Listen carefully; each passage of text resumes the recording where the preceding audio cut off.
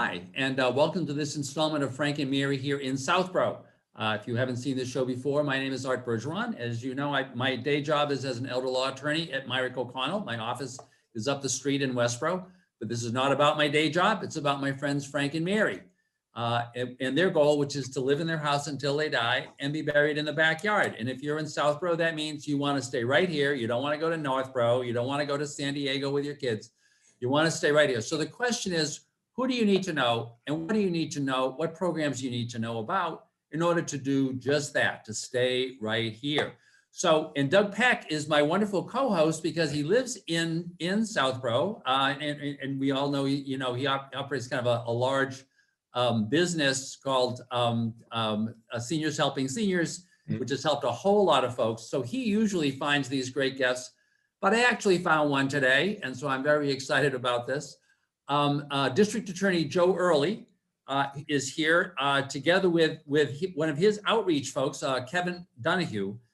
They were on a show that I did in Northborough, and I was really interested.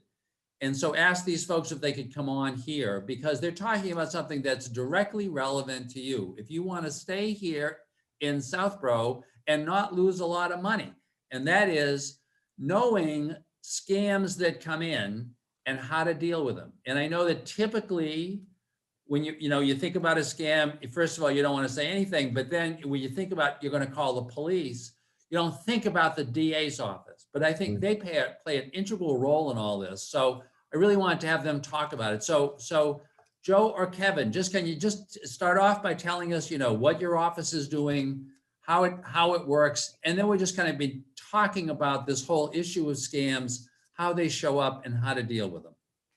Sure, Arthur.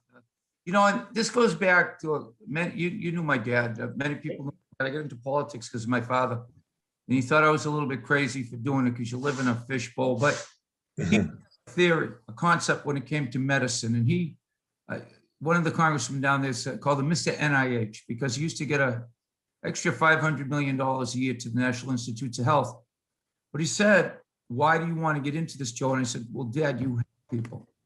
And there's a nobility to public life when you help people." And I said, "You told me that on every medical dollar we spend, 95% goes to treatment, 5% goes on prevention." So I thought after being in private practice 17 years, we could prevent crimes. And especially when it comes to the juveniles. And we've done that. We've got our juvenile delinquency complaints go down 62% by keeping kids busy after school between the hours of 3 to 6. Wow. Going to our elderly. As my father used to say, the people who have paid their dues, who shouldn't be separated from their money. And one of the things we're lucky enough to have, Kevin, the scams out there. And I mean, it's unfathomable. It's just unfathomable, unbelievable that there's so many bad people out there trying to separate our elders from their money. And if it happens to you, we try and tell people, don't be embarrassed. Talk to someone right away, because the quicker we get information, and we end up prosecuting these cases, the quicker we get information, the quicker we can stop it. But forewarned is forearmed. And there's so many scams out there. I was talking to you a little bit about it. One of them is the grandmother scam, where they're very smart. They'll get the name of a grandchild. They'll call the grandmother or the grandfather and say, "You've got to help me, Nana. I got arrested. I'm in Canada. I'm in Texas. I'm down south. They're going to put me in a jail cell with some very bad people." You can't tell mom or dad, just go over to PayPal or go over to Walmart or go to the FedEx and put a check for $5,000 and you've got to do this, Grandma. You've got to do this or they're going to hurt me. And so many good faith, trusting grandparents will do this. And, anyone doing that, anyone calling you on that, they're so convincing. And like we said earlier, they create a sense of urgency. They create a sense of need. And that grandparent wants to help the grandchild. And that's one of many scams. And let's say Kevin's more up to date on this than anyone in our office when it comes to the COVID scams and all of that. But our biggest thing is to prevent them before they happen. Give people the information, the tools, the ability to ask a question. For example, ask their number, tell them you'll call them back. "Oh no, we're just taking a limited number." Well, you know something, if that happens, no, the IRS won't call you, the sheriff's office won't call you. No one's going to call you asking for your bank numbers or your social security number that is legit. So these are the things we want to forewarn our seniors. I mean, I fall into that category myself now. We want to forewarn our seniors to what we're seeing and what you should be on the lookout for. And by the way, Joe, I just want to mention, one of our friends actually got hit by that, but by the grandma scam. You know, Yes. it was a grandson, and he was in the Dominican Republic, and he was there on vacation, and you know, some problems happened, and now he's going to jail, and they really needed some money, but please don't tell my mother. You know, it's really hard. Those are just. And they're convincing. What they do, you know, if they put their talent good, you know, we might have solved all the world's problems, but 1 or 2% of the population, no matter what we do, are bad people. Yeah. Those are the people The we're fighting grandparent against. scam continues to evolve. Like originally, they always asked you for gift cards or wire transfers. Now, like Joe's saying, they're having you FedEx the money. There also, I was reading about a grandparent scam where they sent the courier directly to the house to pick up the money. So they're getting, that's a lot bolder than what it used to be. Because in the past, it was always, you know, just gift cards and wire transfers, very hard to trace. But when you're coming to someone's house now, I mean, chance of someone getting a picture taken, because let's face it, we all have cameras everywhere today where you're not too often do people go undetected coming from someone's home. These fraudsters there, you know, we used to think of the grandparent scam as many times it was someone from overseas creating it. Well, like Joe's saying, you know, they're not all from overseas. They could be someone in your own neighborhood.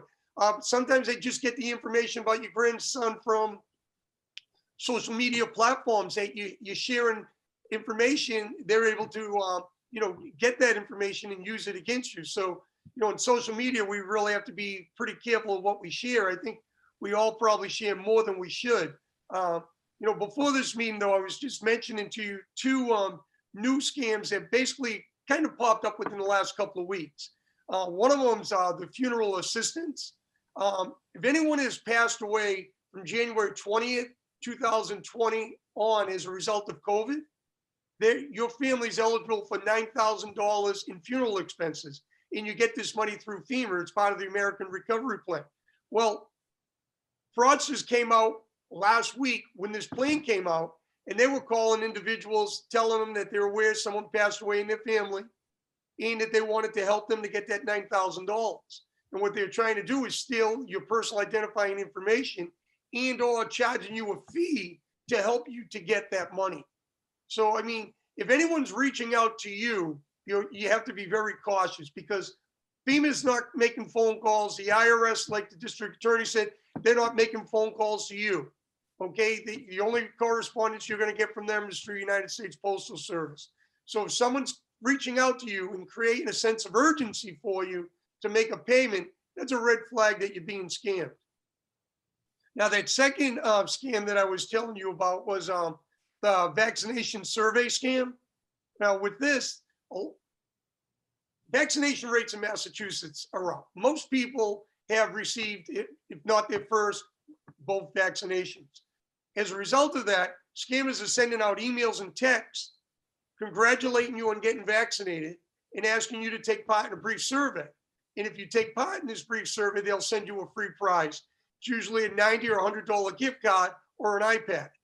So after you take part in the survey, you answer a few questions about your experience with the vaccination, then they ask you to pay shipping and handling fees to get that free prize that you're supposed to be getting. So obviously it's not free and you're not going to be getting a prize, but what they're trying to get from you is your personal identifying information and all money out of you. Now, Attorney General Maura Healey looked into this to see if vaccination sites have been breached or is it a coincidence? And she found it to be more that it's a coincidence because the number of people vaccinated is now risen, where the likelihood of someone opening that is probably someone who has been vaccinated themselves. Now, the only other scam that I was going to share with you real quick, and then I'll let you ask whatever you want of the district attorney or myself. I was in a meeting this morning with the Elder Abuse Roundtable. It's a group we meet once a month. And a gentleman was called and he was notified that he won $2.8 million. And all he had to pay was $250 to receive this money.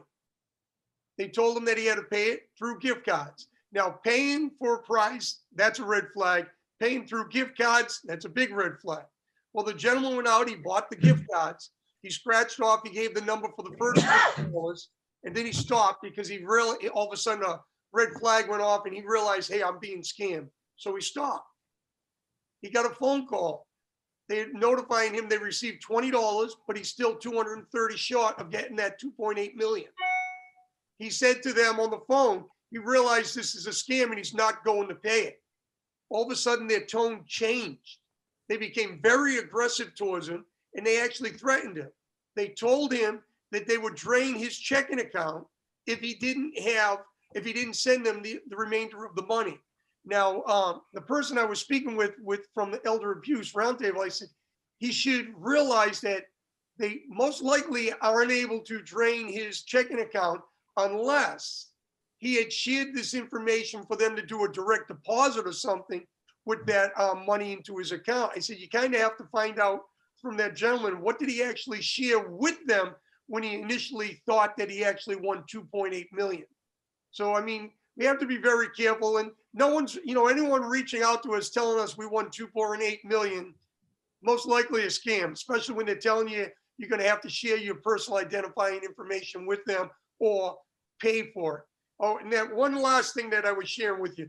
My wife presently is out of work. So I was telling you, she had to apply for COBRA. Well, she received a letter from work telling her the steps to do for COBRA. But she didn't go to her letter for the web address. She typed in COBRA insurance. She ends up speaking to a person online. And the person was creating a sense of urgency with her. You have to do it today. And the price was like $1,200, where our COBRA price is almost $3,000 a month. So the price was very enticing. But she gave me the phone. So I started talking to the person. I said, all right, why don't you send me the information? My wife and I are going to look at it. We'll make an educated decision. We'll call you back tomorrow, let you know if we want the plan. No, you have to do it today. Because if you don't do it today, our numbers might fill up and then you're not going to be able to get into this plan. So I said, you're putting too much pressure on me. I said, I really feel this is a scam. I said, thank you for your time. And I hung up the phone. And so we went through COBRA with the right channels. We did it. We paid the $3,000. You have to be very careful. District Attorney said, if something sounds too good to be true, it probably is. If something's going to cost me $3,000, but someone can offer it to me for $1,000, it's probably not legit. All right, I'll turn it back over to you guys. I don't know if you have any certain questions. Well, I just wanted to ask Doug, because I know kind of Doug, in the nature of your business. So Doug works with, it's a wonderful home care model. It's seniors helping seniors. So all of his employees are seniors and they're also helping seniors. That's kind of the point. Mhm. But in the course of all of that, have you bumped into any of this? Have you had clients who have talked about this, or have, either your employees or the people that you're working with? Yeah, we have been fortunate. We haven't seen a lot of it, to tell you the truth. So I don't know what the particular reason for that is, but I think when they have somebody else there, a lot of the time as well, there's somebody to talk to and ask about it. And I think that helps when you're all alone in the house and people are calling you. I think it's much easier to be intimidated. And it sounds like that's what a lot of them do, is really intimidate you, over the phone. And by bullying, they're trying to get what they want. But I do have a question. So suppose somebody calls me and tries a scam like this, and it's not successful. What should I do? Should I call the police? Should I call you folks? Is there a number that we can give them? I don't know how helpful that is, but it might raise awareness that for you folks that this is going on. Doug, I'll answer that quick. I don't know if the DA wants to share something on it as well. If you think you've been a victim of a scam, or you think you potentially could have been a victim, but you caught on to it and you stopped, number one, you can share with the FTC, and they do keep data on this. And if they get enough reports on these different cases, then they will do further investigation into them and possible prosecution. You should also contact your local police department, because they do put out alerts to people, letting them know that certain scams are going on in the area. And I think the biggest thing is to talk to your peers about it. If you're in a, if you visit senior centers, talk to the director, talk to the people that you're gathering with. If even if you fall victim to it, there's nothing to be ashamed of. I was on the last show, I was saying Barbara Kokorian fell prey for 400,000 email scam. No, I don't know if you know who Barbara Kokorian is. She's from Shark Tank. And so, being at Shark, she's pretty sharp there. But she paid out $400,000 to someone who portrayed themselves as a person who did work on her property. I believe it was in Germany. And she just sent out the check. I mean, but what did she do after that happened? She went right to social media and she shared it. She shared it with everyone. Our own Attorney General, Maura Haley, she was contacted by Eversource, I believe, about a month ago now. And she didn't fall prey to this scam. But what did she do? Went right to social media, shared this information so everyone would know that, if you get a contact from a utility company or from Eversource, it's a scam. Because to be quite honest with you, they were threatening to shut off her power. Well, you can't shut off anyone's power due to COVID until at least July 1st. And who knows that better than anyone other than Maura Haley? So, I mean, she knows the law. And but she also knew that she made a payment and it was a scam. So right away, like I said, she went right to social media and she shared the experience. The biggest thing is there is no embarrassment about it. I was watching a gentleman speak the other day. I believe he was 70. He was in his mid 70s. Anyways, it was about a tech scam. The tech pop-ups that pop up on your computer. Yes. And it said that it had a phone number in the box, in the dialogue box, and it said that he had potential spyware, malware. You have it downloaded onto his computer. Now his computer wasn't working properly. So he thought about it and he dialed the number. Before you know it, he gave them access to his computer. Now they took over his computer. They come back to him. They told him the problem's all set and not to worry. The next day he goes to go on his computer. It's not working. The whole thing is just shut down. Now he went back to his senior center. He called the local police. He shared it with everyone.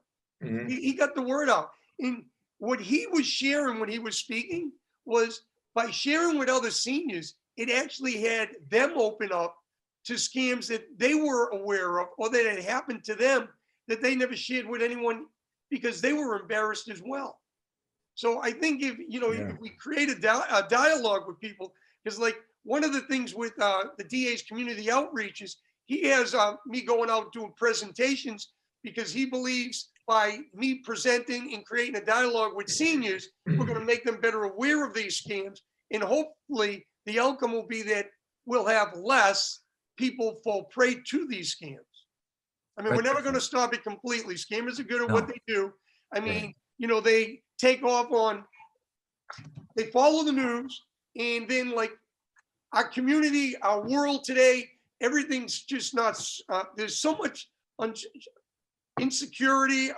We're not aware of really what's going on. Like we know that there are things out there to help us, like stimulus packages, but we're not sure, should I already received it or shouldn't I have? And this is where scammers step in. They step in and they tell you that they have your stimulus payment for you, or they can help you get it earlier, or a fee for your personal identifying information. I mean, and there's also an important one that Kevin too is it's called a romance scam. And by notifying the police right away in Auburn, a woman saved $64,000.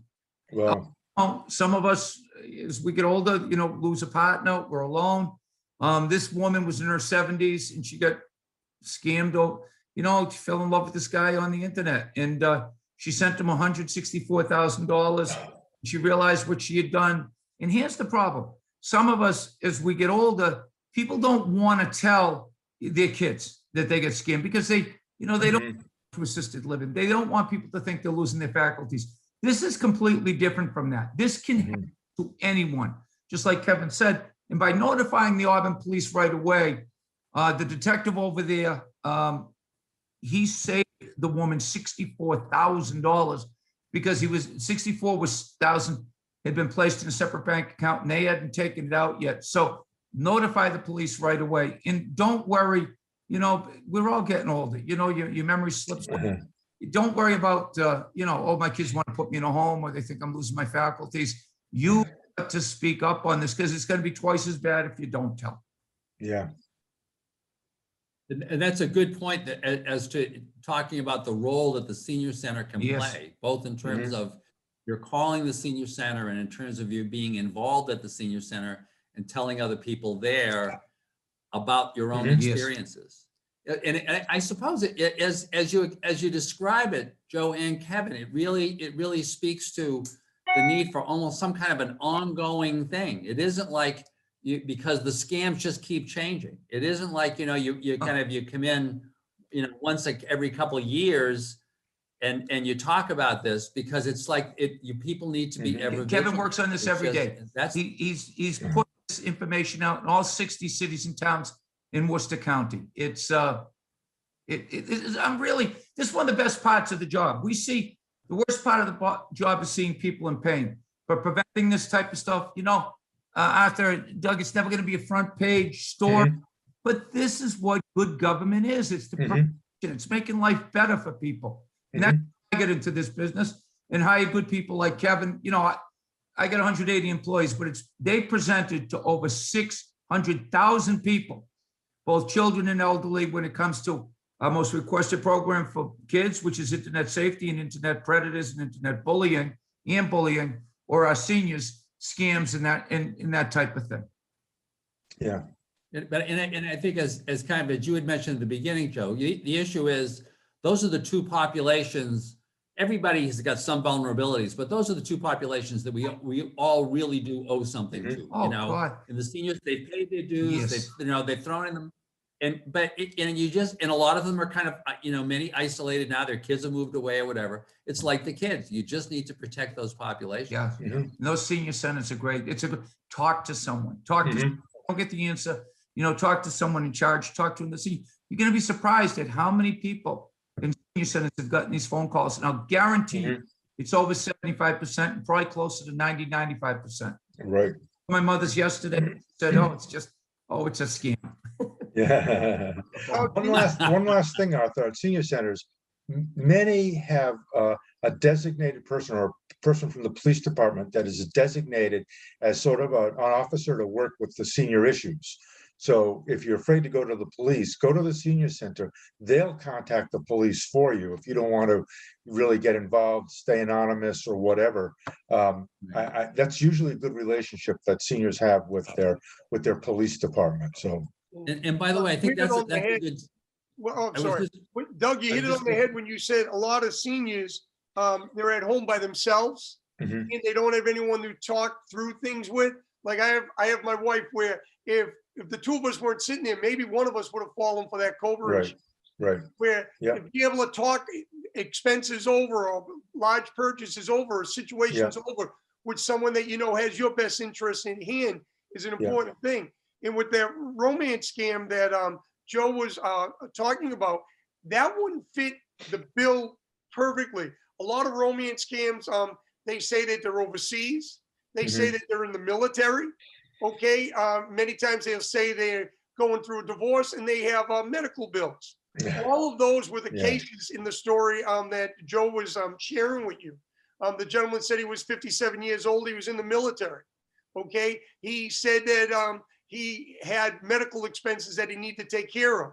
And, he played upon this woman because she was all by herself. And at first the conversation started out short, but then it became long conversations 2 or 3 times a day. And before you know it, he's expressing a romantic interest in her, but it's really to just get her money. To make a long story short, that 57-year-old gentleman that was in the military was only, I believe, like 24 years old.